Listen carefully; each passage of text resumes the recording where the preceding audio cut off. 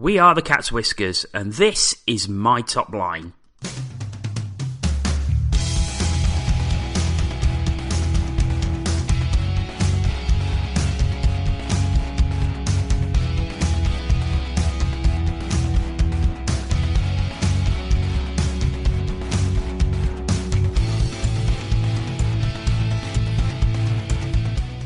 Welcome to another edition of My Top Line. My name is John O'Bullard, and I'm delighted to say that this week we've got someone involved with the Great Britain programme. Will be choosing their Great Britain top line from the women's teams, the under-18s and the under-20s. I'm delighted to welcome Craig Simpson.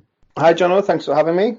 Absolute pleasure to have you on, Craig. Looking forward to going through all of your choices, but I suppose we'll do a bit of background first. When did you actually start working for GB? The first tournament I did was we hosted the women's tournament in Hull in 2012. It was the first IIHF championship we'd hosted for a number of years. And I was involved with the AIHA at the time doing their tournaments, like their women's tournaments, the junior tournaments and things. And Jeff Hemmerman, who was the director involved with the AIHA, was also involved in putting the tournament on in Hull. And he asked me if I'd be interested in doing the emceeing, so the music, the announcements and things like that for that tournament in Hull. So that was the first one. And it kind of spread a little bit. We did a bit of media, we did some interviews, we did some highlights. I can put claim to starting the Ice Hockey UK TV channel. So I was the first voice on that. And that was the first tournament we'd hosted for a while. And then since then, as you know, GB have hosted tournaments regularly at all of the levels, and luckily for me, I've been involved in the tournaments we've held in the UK, and I've also had the chance to travel away a couple of times with a GB team as a media officer. So been very lucky, and I've been involved since 2012, so the last 8 years. Did a little count, and I think I've done in total 14 tournaments now. Quite a few tournaments, but going a little further back, because your background was with the Newcastle Vipers, so you did Vipers TV, and you was heavily involved with them, wasn't you? Yeah, all of the Newcastles. I started as a fan watching the Cobras when they started, and obviously followed through with the different iterations of Newcastle. Started getting involved more behind the scenes when they were the River Kings. Started writing programme articles, getting involved on that side, and then, as you say, when they were the Vipers, got more involved with that. And then we started doing highlights for Vipers TV.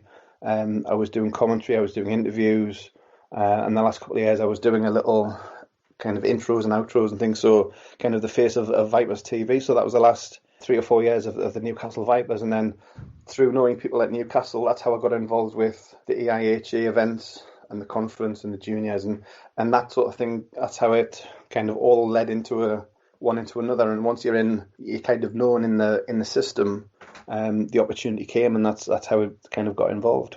And of course, now you're announcing Billingham Stars in the NIHL one. Yeah, Billingham's my team now. Newcastle finished. It's actually 2011. The Vipers finished. Still doesn't seem that long ago, but Vipers were done. And Billingham at the time having their rink refurbished, so they weren't actually playing. They took a couple of years out, and when it reopened in the September of 2011. Lucky enough to get a call off the GM down there, Alan Flavel, and he asked if I'd like to be involved initially just as announcer, which I did. And then as you know, as things happen, I got more involved again with the club and started helping with when they did Billingham Stars TV. So again, some commentary, some interviews, and helping out on the media operation. So Billingham definitely my team of choice at the moment. We'll move on to look at your team, and as ever, it's netminder 2D, 3 forwards. We've got your goal moment, your game, and your honourable mentions. Obviously, with this being a Great Britain one, though, for regular listeners, there won't be a player from an opposition team, because we could all wish that somebody from another country could come into Great Britain. So we thought we'd leave that one out of this one. So we won't have that category. But as ever, we will start with the netminder. So Craig, who is the netminder you've chosen? Pretty much all of them are a tough choice, but the netminder I've chosen is Ella Howard. Ella Howard, 12 appearances for Great Britain under-18s. She's currently playing in Canada for the Blue Water Hawks. But why did you particularly choose Ella Howard? For the main reason was one one night against Norway. I remember this well. In the under-18 championship at Dumfries, we were hosting. Norway had came down from the top division, so they were having to qualify again. They were top seeds. We were fourth or fifth seed. Can't remember exactly what we were. Fifth, I think, from memory. And Ella just had one of those games. 48 shutout. It was 0-0 after regulation. It went through overtime. It went to a penalty shootout. A certain Jay Bullard may have been doing the commentary as well, so I remember the shootout. Ella made a ridiculous stick save in the shootout. Still, I had a look at it earlier prior to doing this, and I still don't get how she managed to save that, because it was just, I think I called that it had gone in and then had to change very quickly to say that it was saved. It was unbelievable. Yeah, it was almost behind her. I think that's because it went to sudden death in the shootout as well. So it went through the full rounds and then went to sudden death in the shootout. And the one she made the ridiculous save on scored in the normal shootout. Yeah. But Ella very nearly made the same save. If you watch it back, she nearly got a piece of the first shot. So obviously remembered that, and then got a stick on it. And I think it was Chloe Riley, top shelf, bar down, and I say GB 1-0 after overtime and shootout. But when we come to honourable mentions, that any number of goalies have been fantastic for the junior teams that I've been involved with. But Ella's come through. She's played club, she's played conference, England, and now GB. And literally the sky is the limit for Ella. As you've said, she's gone to Canada. She's working out. She's getting better, and she could be the GB goalie for the next umpteen years. It's scary how good she can be. She's not actually played for the senior team as yet, but at just 17, that is to come. But if you look at the statistics that she had from that Dumfries tournament, 5 games, goals against average of 1.37 and a save percentage of 95.7. I mean, they are stunning figures. Yeah, they're decent numbers, you could say. Yeah.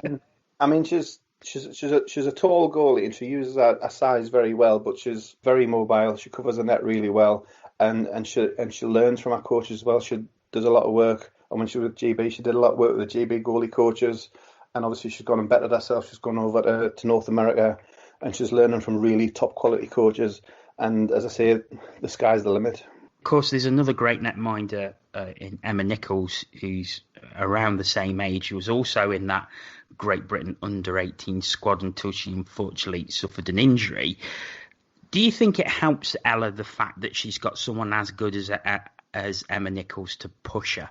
I'm sure it does. The training, the 18s and the GB women that year building up to that tournament is when the first time they played in the AIHA under 20s. So Ella, because the GB senior goalie Nicole Jackson was playing abroad, Ella was playing a lot. Emma was playing. Sam Bolwell was playing. Amelia McGinley, who came in for Emma at Dumfries. So the so-called fringe goalies were playing a lot of these AIHA under 20 games, so they were getting a lot of ice. And I'm sure Ella would have seen the pressure from the goalies below her in the pecking order, so she knew she had to be at her game to keep on top, and that's what she's done. So we'll leave Ella Howard there and move on to your first defenceman. So, Craig, who is defenceman number 1? Yeah, first defence, we've gone with Edward Naggs. Edward Naggs, 22 years old, currently playing with the Bracknell Bees in the National League. He's made 10 appearances for Great Britain under-18, scoring 2 goals and 3 assists. 14 appearances for the under-20s with a goal and 3 assists. So why particularly has Edward Naggs made it into your blue line? Well, as you said there, he played for the 18s and the 20s. He played pretty much all of the junior tournaments that I was involved with around those years. And he was just an absolute ice time monster. He was logging minutes upon minutes upon minutes. He was playing all situations. He was carrying the puck out. He was cubing the power play. He was top defenseman, and he was Mr. Reliable. Never let his coaches down, whatever team he was playing on. And he was just an absolute rock. And I'm not surprised he's gone on to play at the National League. And I wouldn't be surprised if in the next year or so an elite league team would take a look at him, because he is that good, and he's got those kind of qualities, and he's much deserved of his place in the teams. Yeah, he's also had 4 elite league appearances for the Coventry Blaze on a 2-way with Bracknell. But It's one of these things that we always find, isn't it, with the under 20 players? It's where do they go Yeah. once they hit sort of 21, where they're too old to play for the under 20s, but probably not quite ready for the senior team. But it seems he's really taken on that experience. He's played some games in Coventry. He's had 2 very good seasons with Bracknell, and you can really say that the sky's the limit for him. Yeah, as I say, the teams he was on, the 18s and the 20s, he was top pair in D. He was taking the top minutes, all situations. The coaches trusted him. He thrived on that responsibility. He's got a smart head, smooth skating. He brings the puck out of defence. He can transition into offence very quickly. And as I say, if an elite league team did take a chance, he'd be very, very worthwhile, and he wouldn't let them down for sure. Looking at his career, he played in the EPHL very young, when he was just 16, making his debut for Milton Keynes. Yeah. And he took that form through for Great Britain. Is there any particular tournaments where he really stood out for you? Not particularly. As I say, he was pretty much Mr. Consistent. The first tournament I went away to a tournament with was the under 20s in 2016. I think we went to Estonia. It was the first tournament I went away to, and as I say, carrying the puck out, so giving you options out of defence into attack. That was his modus operandi all the way through. He was the go-to guy, and I think that's been his plus point all the way through. You say that about carrying the puck out of defence. He's not scored a great deal of points up until this past couple of seasons in Bracknell. Only 3 goals each season, but 20 assists and 29 assists respectively, which shows he's obviously one of the guys for transition and for getting the puck moving and getting attack from the blue line. And I think that's probably as much him growing into the team, because obviously as a junior, as he still was before, the last 2 years, he may not have been getting in the senior team, getting the minutes, but certainly since he's gone to Bracknell in the NIHL South previously and the new national division this year, he's been getting proper minutes on the D pairings, and obviously he's had his reward, and he's rewarded his own team with those points. Okay, we're going to leave the team for a second and move on to your favourite game. So, in the years that you've been supporting GB on the media, what is your favourite game? The favourite game I've chosen was the last game in Belfast, 2017, the Worlds, the men's team, the decider against Japan, and they beat Japan 4-0 to get the gold medal and start off this great run they've been on the last 2 or 3 years. First time that the senior tournament had been in this country for quite a few years. A 4-0 victory over Japan secured the gold medal, as you said, on the 29th of April 2017 in front of a crowd of over 4,000 people. So why particularly is that game special for you? Well, there's a couple of reasons. There's a hockey reason and there's a personal reason. The hockey reason was the team never looking in doubt from kind of minute one. After the previous 2 tournaments where they'd fell at the last hurdle, having another final day decider, they just completely dominated. They never looked like losing at all to Japan. They got out early to I think it was a power play goal from Robert Dowd, and then it was just a procession. It was 4-0 after 2, and they just completely shut down the third period. So it was never in doubt. It was a fantastic performance. It got them that gold medal. It got them into 1A, and obviously, as we know from where they went after 1A, so it was the win that got them kind of started on this roller coaster they've been on the last couple of years. So that was the hockey reason. The personal reason was that tournament I was working partly in a media role supporting Chris Ellis. Obviously, as we were hosting, Chris was doing a lot of tournament media, so we still had some GB media stuff to do, so I was supporting Chris in that. And I was also helping out on the game side, doing the PA for the non-GB games.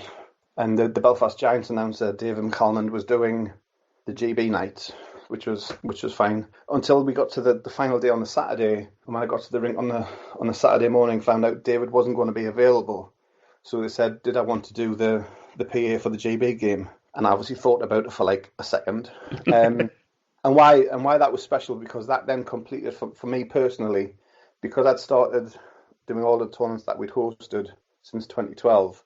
That completed the full set of all of the GB teams. So I started with the women, and then we had the under 18 women, and then we had the 20s, the 18s, and they kind of kept going in cycle until we finally hosted the men's tournament, and I got to announce a GB team for senior men in GB. So that completed a full set for me. So personally, it was a proud moment. Watching the team win was fantastic. But that's why that for me is the favourite game in the last 10 years or so. What does it mean to you personally being the announcer, especially as there's been so many tournaments that have been held in the UK over the past few years? What does it actually mean to you to be able to do that? It's a great honour. Whatever we are hosting, or whether I'm away or whatever, but when we're hosting, obviously the IIHF are watching. They've got a tournament supervisor there. They've got a tournament chairman there watching whatever the tournament does. So there are certain things, as you know yourself, being at the tournaments, the IIHF say things, and if the IIHF say something will happen at 10 minutes to face off, it should happen at 10 minutes to face off, and if it doesn't, it'll get brought up at a meeting. So it's very regimented. There are certain things that have to be done by the book. So it's a big responsibility, but when it comes off, like it did hosting the first one we did in Hull, when you're doing opening ceremonies or medal ceremonies or calling the game, announcing goals and what have you, yes, it's a big responsibility, but it's just a huge sense of pride that you are representing the UK governing body at this level and putting on a show representing GB at its very best. Just moving back to that particular game, do you think anyone in that building, anyone involved with the programme, had an inkling of what was to come? I think if we're honest, I would say no. Somebody like Pete Russell probably would say, yeah, I knew it was going to happen all along. But I think getting to 1A was always the goal, because there was the feeling that we could survive in 1A better than we could try and qualify out of 1B. So 1A was kind of our level. So getting to 1A was the main aim. The way it transpired, the 12 months after Belfast, was fantastic. But I think everybody was just happy to finally get over that final day hurdle, get the gold medal, get up to 1A, and then kind of, I'm sure they were thinking maybe he's solidifying there for a couple of years. But the way the chance came, and you had to take the chance when it was there, and when it's gone on, and obviously undefeated since beating France last year in World Championship action, and playing another season at the top flight, seeing GB playing against Canada and America and Finland.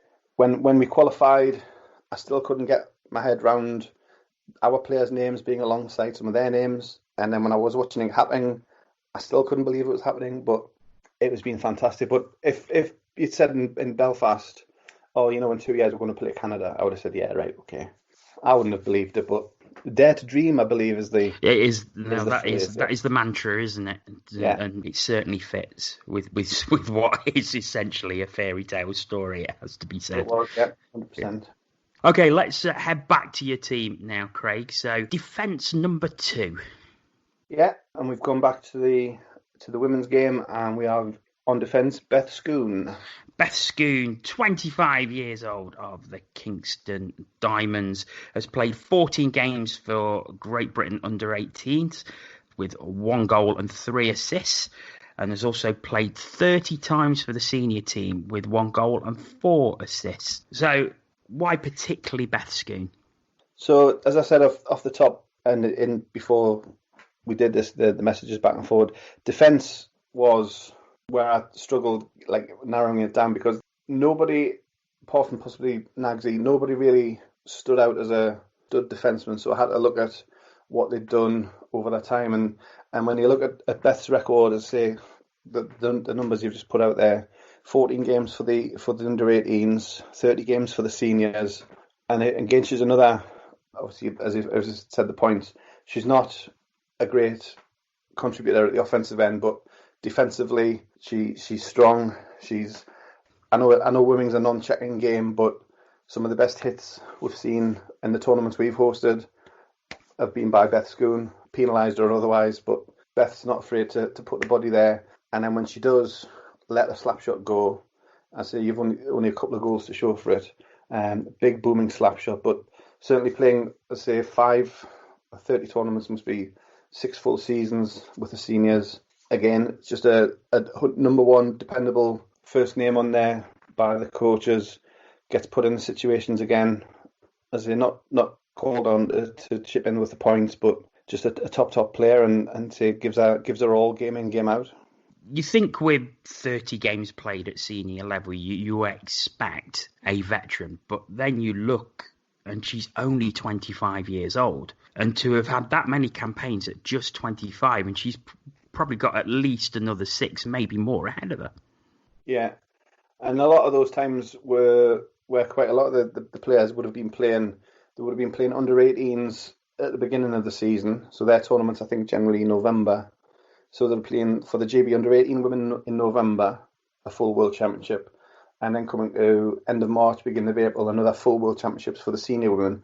So a lot of the time she'll have been playing 2 full World Championships in 1 calendar year. So it requires obviously a lot of dedication, a lot of training, and I say to be able to raise the level to that level for not 1 tournament a year but 2 takes a lot of work, and she's getting a just rewards. I mean, she's a player I've seen, obviously, with Great Britain, but also with the Kingston Diamonds in the women's national tournament. And she's always been a player for me who has stood out. Kingston have been in every women's national weekend that I've covered, and she is definitely one of the players for Kingston who stand out on that blue line. Yeah, she's a big part of their organisation. I think they've just had their end of season awards, and I think she got overall club MVP. So obviously they hold her in the same regard, but she's a big part of their organisation. Also, when she was at university, she was a big part of setting up the university team, playing with the university teams. So she's just all about kind of spreading the hockey word and getting as many people involved in the sport as possible. Obviously, comes from Fife, so that like her brother plays. I don't know if he still does play with the Flyers. So they're a hockey family for sure. And seeing Graham and Tanya kind of travel the country supporting her as well is fantastic to see. And as I say, she's all about the hockey, whether it's a university team, the Diamonds, GB, 18s, women, whatever it is, she gives her absolute all. We'll leave the blue line there and move on to the forwards. So, Craig, who is forward number 1? First forward I have chosen is Jordan Cowney. Jordan Cowney, currently of the Dundee Stars in the Elite Ice Hockey League. For the under-18s, he made 10 appearances with 4 goals and 13 assists. For the under-20s, 15 appearances with 7 goals and 10 assists. Some good numbers there. Is that why you chose him? He is probably, you can probably put inverted commas around the probably. He's, I would say, the most skillful forward that I've seen in the last 14 tournaments. The most skillful player I've seen in a GB jersey. And it's a big statement, I know, but yeah, it is considering that you've seen the likes of Liam Kirk and Kieran Brown and Mason Alderson, some great players, but you will go that he's the most talented you've seen. In terms of what he can do on the ice, I think the first time I seen him was in Estonia. There was him, Lewis Hook, and Bobby Chamberlain were a top line, and they kind of that was Division 2A. I think we won that to get back into 1B, but they dominated the scoring. But Jordan had a number of kind of coast to coast, beating all of the team before going top shelf on the goalie kind of goals. Just on pure skill, that's the sort of thing he could do. And similar to Ella Howard in just a single moment, as to another why I could have picked him in that tournament in Estonia to guarantee the gold medal. We needed to beat Korea on penalties. It went to a shootout, and he had the deciding penalty shot.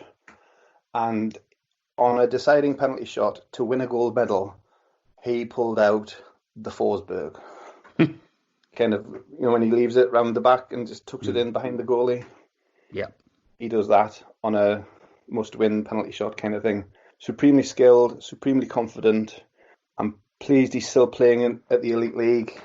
I would have liked maybe he's one of the bigger teams to take a chance on him, but I think he's had a bad rap of a couple of people in the big team, so to speak. But he's so skillful, so talented, and I say that the things he can do, and he is still showing it with Dundee at the minute. And I say fully deserving of being on my top line. I mean, I remember Jordan Cowney. He played for the Panthers in the Champions Hockey League when he played 6 games, but he got a regular shift along with Lewis Hook and Ollie Betteridge in the game against Hamburg. The Panthers ended up winning 3-1 and did not look out of place at all against a team that was so much better than what we were. Yeah. No, and I think it's just pure talent. He's got the skill, and he's not afraid to try things. And I say what it was that tournament in Estonia in particular was a joy watching him every time he got the puck. It was kind of one of those you move to the edge of your seat moments because you don't know what's going to happen next. And I say I'm pleased he's still playing in the Elite League, and he deserves every success he gets. Okay, let's leave the team again for a second and move on to your favourite goal. So, Craig, what is your favourite goal in the time you've been covering GB? So we go to December 2015, and we go to Megève in France for GB under-20s, and the goal was scored by Ollie Betteridge. It was against France, it was in the last minute, and it was the game winner. Yeah, the goal against France, it was a 4-3 victory. The goal scored 31 seconds before the end of the game. Nottingham Panthers forward, as he is now, Ollie Betteridge, putting it away, and it was very well covered, actually, at the time, I seem to remember. There was a great deal of excitement about it. So you were there. Talk us through it. Yeah, I was there with the team in a media role. That game in particular, I was actually filming the game on Periscope. There was no webcast from the tournament. Somebody suggested that we Periscope it. We got the okay off the organisers and the IHF. So I was standing in the stands in the front row, putting it on Periscope. I was not commentating as such, but I was giving little things as things happened. And the game with France, it was a bit to and fro. It got down to the last few minutes. It was 3-3. And then one of the French players was thrown out for, I think it was Cameron McGiffin, hit him from behind. So he's thrown out on a major. So GB finished the game on a power play, gets set up down in the zone. And I'm filming, but I'm watching the time and I'm watching the clock and I'm doing it. And they're passing it around. D-men are flopping top and tail at the blue line. Ollie's down in the bottom of the circle on probably the left-hand side as it was. So finally they get the puck down to him and he just turns and one-times it through the goalie. And as you say, 31 seconds. I'm kind of cheering, but surrounded by French people. So I'm kind of like being... because the tournament, the Megève tournament was fantastic. But that rink in the Alps, I think it sat about 2,000 probably. And for the French games, it was full. So it was full of the French supporters. There was the usual GB family and friends and fans. They were on one side of the rink. But where I was, it was all French. And I was like, yes, we've won, but I'd like to get out alive, please. But it was fantastic. That week in particular was fantastic. But that's it, that goal to clinch the win in such a dramatic style, and it just set us up. Well, I mean, we started the tournament very well, but that continued our progress and set up a fantastic week. You've probably seen the photo I've had on my social media now and again. Duncan Spears' dad, also called Duncan, he was taking some photos for us, and he captured it just perfectly. Ollie's just scored. He's turning away to celebrate. The French goalie's on his knees. Kind of, you can see the puck's behind him. 5 holes still open. But the best thing about the photo, if you look right in the distance, the French mascot, the cockerel or whatever it is, the French mascot standing at the plexiglass on the far side, and it had a permanent shocked look on its face. But that just looks so apt for what's just happened. We'll have to put that on when this goes out. I'll have to dig it out and put it back on my Facebook and Twitter. Yeah, but definitely. That was just the perfect end. It was a well worked goal, taking time. I mean, they had 30 seconds to spare. What was the rush? But yeah, to win that, to beat France in front of a full house, that was my favourite goal. And we was talking before we started this, and you was saying about that tournament that Great Britain went in as the bottom seeds, but played well beyond that.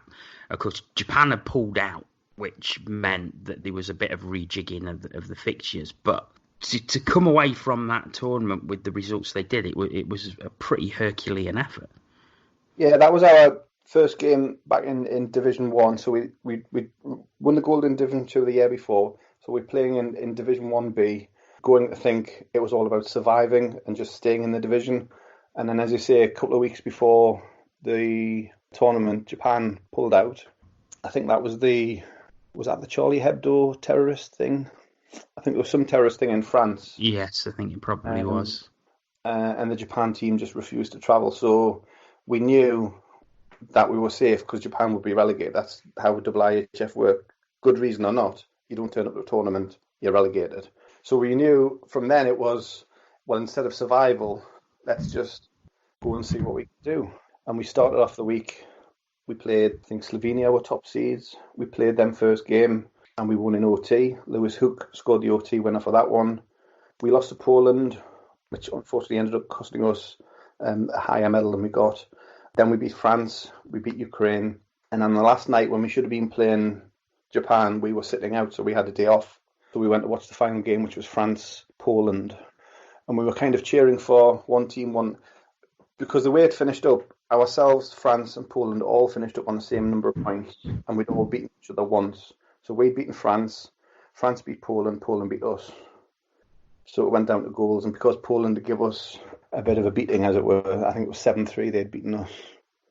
So we finished third on kind of that little mini tiebreaker. So we were kind of cheering, I think on the penultimate night, we were cheering for one team to win because we wanted not to have a tiebreaker. So I think we were cheering for France on the Thursday night. And then on the Friday, the final game, we were cheering for Poland to win by, I think if Poland won by 4, that would have given us a gold medal. I think we could go gold or bronze. We could not win silver. But in the end, France won. They won the medal. So that was that. It was a fantastic week. It was.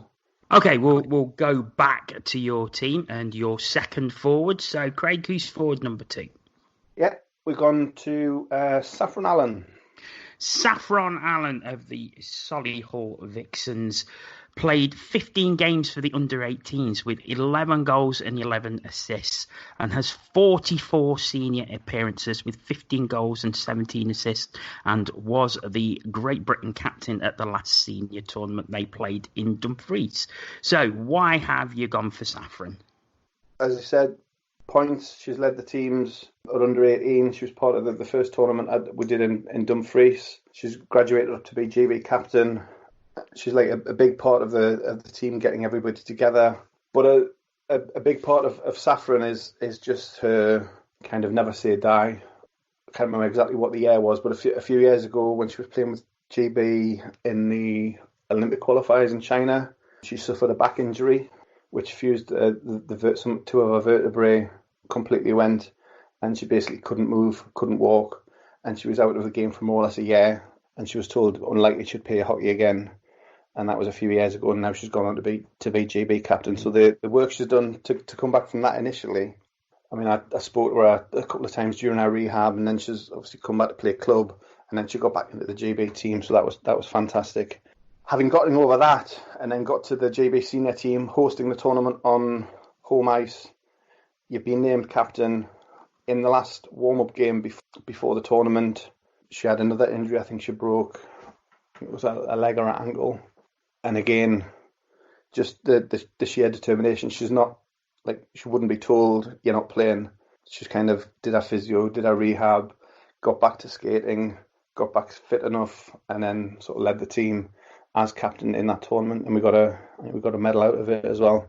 So she's a fantastic competitor. She's a great player. She's a worthy captain. And she's just an inspirational person for the stuff she's had to deal with to come back not once but twice from things that would normally stop people from playing, and the back injury was serious. She was told she might not walk, let alone play hockey. So she's like an inspirational person that way, and she's a fantastic leader for Great Britain, and it's great to see her back on the ice. I remember seeing a video that I think she was involved with the physiotherapist she was working with, that she put out after that GB tournament in Dumfries. To say she made that tournament was an absolute miracle, and it was showing the work that she put in to actually get there, considering I think it was 3 months before the tournament she broke a leg, 4 months, something like that. To actually make it was was something else, and just shows the perseverance that she has. Yeah, and as if that to do that to come back from the broken leg to play was one thing, but having already come back from that back injury where, as I say, not just that hockey was in doubt, but whether she'd walk again. They were stranded in China for weeks after the team had left, and then she was flown home, and she had months of rehab at home, and then started working again, physically, learning how to walk again, getting her muscles built up, and the work she did over a year with her physio to do that and to come back once, and then as they suffer I think it was the January, and the tournament was the March or the April.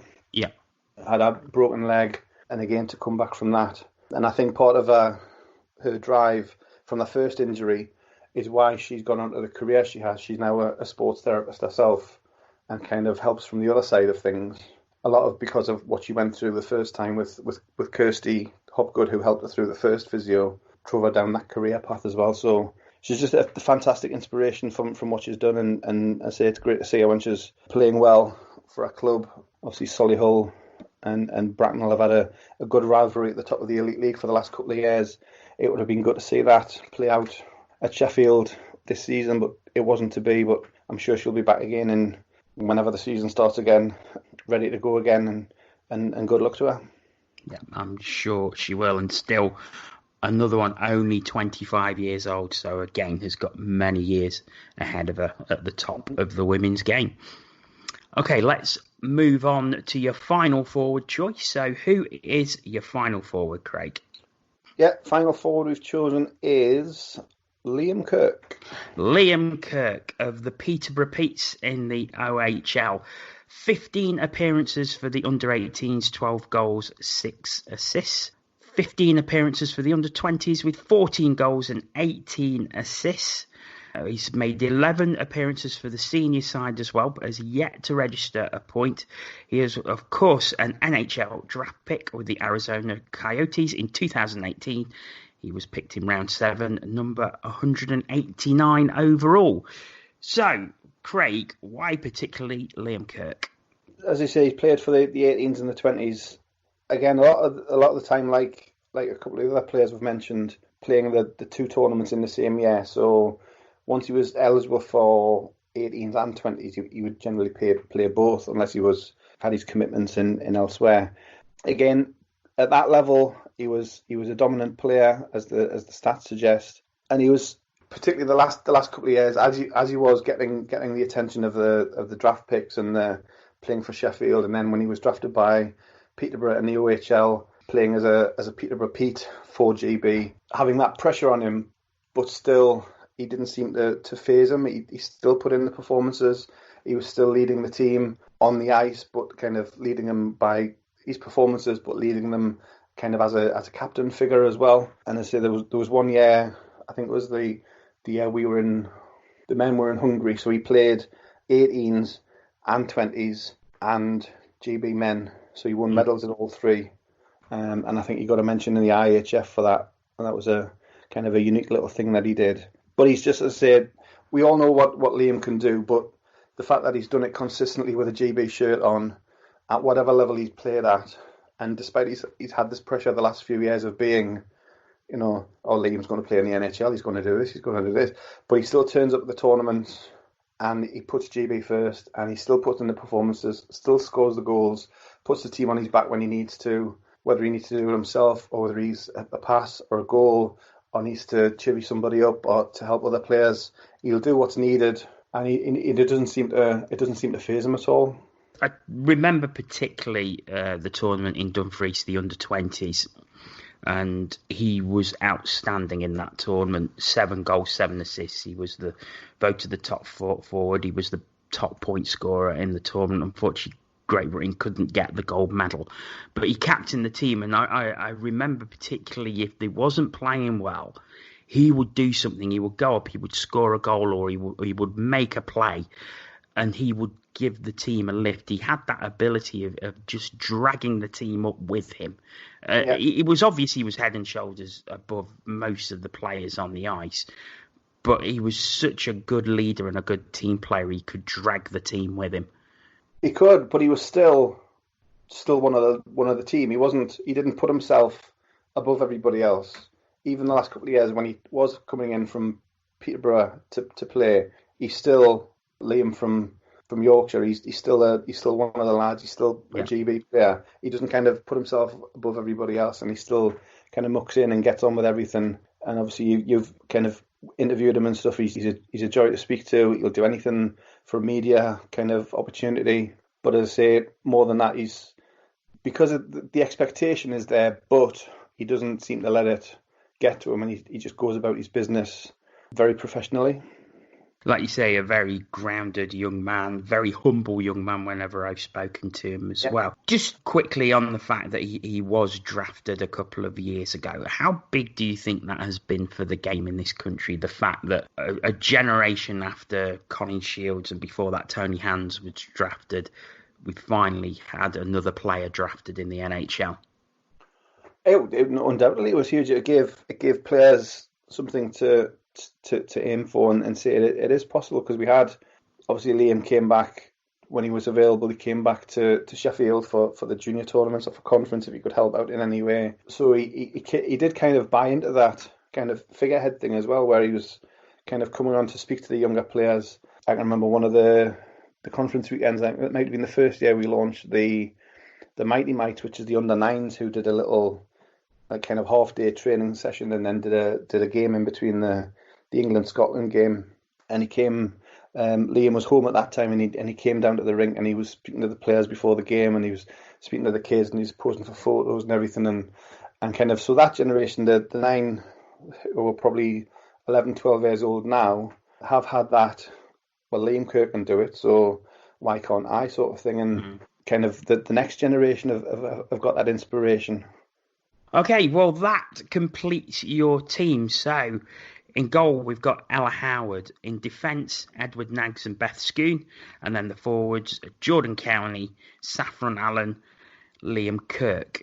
Not a line that we are ever likely to see together on the ice, but quite a formidable lineup you've gone for there. I'm just looking at it. Obviously, it's not going to happen in my lifetime, as they say. But no, I think we've got quite a few things covered. The D, the offensive D, stay-at-home D, the goalie, the skill, the hard work, the grit. I think I'll take that award, no problem at all. Of course, as with any exercise like this, there will be players you've considered and didn't quite make your team. So who are the honourable mentions for you? So out of the tournaments I've been away, a lot of players that I've seen. So in net, likes of Nicole Jackson from the women's team, played at the top level for a number of years. Adam Goss was the goalie when I went away the first time with GB. Jordan Lawday and Ethan James as well, with both the 18s and the 20s. On D, Callum Buglas, Craig Moore, Scott Robson and Verity Lewis as well from the women's programme. And then up front, Lewis Hook, Bobby Chamberlain, we mentioned them earlier on the tournament in Estonia. They were aligned with Jordan Cowney, and Angela Taylor from the women's team, again, very experienced performer, and Sam Duggan as well. Out of all those, who was the one that was closest to making the lineup? I would say Hookie was. He played with Jordan and Bobby Chamberlain on a line one year, and then I think they were top age, so he was kind of one of the senior players the following year when we went to France, and he led the line, kind of top forward line. I think he got in the forward all-star team, I think. Scored the winning goal against Slovenia, kind of a coast-to-coast rush, and just led the line very well. So Hookie, and again, pleased to see where he's gone on from leaving the EPL, Peterborough MK, and ending up in Belfast in the Elite League. It's great to see. We'll finish the show, as we always do, with your favourite moment in all the time you've been covering Great Britain. So, Craig, what is your favourite moment? If I haven't mentioned it already, the Medvedev tournament in 2015 was quite the tournament, John. After the Ollie Betteridge goal, so obviously we've just beaten the host nation. We do a post-game, warm down, change, back on the coach and what have you. We were actually staying not in Medvedev itself. Because we were bottom seeds, we got put in what the organisers deemed to be the worst hotel. So we were actually stationed about 10-15 minutes by coach out of Medvedev, and they said that put them out of town, they don't mind, kind of thing. And it was actually a ski chalet. The tournament was in mid-December, so it was about 2 weeks before the ski season started, and we pretty much had the ski place to ourselves. It was the classic, the wooden ski chalet kind of thing. Mm-hmm. So that was our base. And when we got back to the hotel after beating France, when we get to the reception, they'd printed out the score sheet off IIHF website. They printed that off and wrote a "well done, congratulations" smiley face thing, and then they posted that on the door as we got back to the hotel. And that just was a nice thing to see. It just showed the way we'd kind of, because we'd been there a couple of days before the tournament started. I say we had the place to ourselves. We got to know the staff very well. I say we had the pretty much the run of the place. It was a beautiful, beautiful hotel. Mont Blanc, literally Mont Blanc is outside your window. It was that kind of picture perfect. But as I say, yeah, you've just beaten the host nation, so you're going back to a French chalet full of French staff. But for them to put that little message on, just finished off the night perfectly. Bit of class. It was a real class. The family who owned it were really nice people as well. Yes, they were French. Yes, they wanted their team to win, but because they was kind of, when I was talking about my role before, they had the honour of hosting the Great Britain team. So if France couldn't win, then they were GB. And so we got, I think our last game, I don't think it was against, I can't remember how our last game was, but we got a couple of the staff to come to game kind of as one of our games as our guest, and they really enjoyed it. So it was a fantastic, end to that day, but that whole week was just a fantastic memory and something that I'll remember for a long, long time for sure. Craig, it's been an absolute pleasure to talk to you. Thanks for sharing your top line with us. My absolute pleasure. Thanks, Jono. And thank you to you for listening. We'll be back again soon with another edition of My Top Line. But until then, thank you very much and goodbye.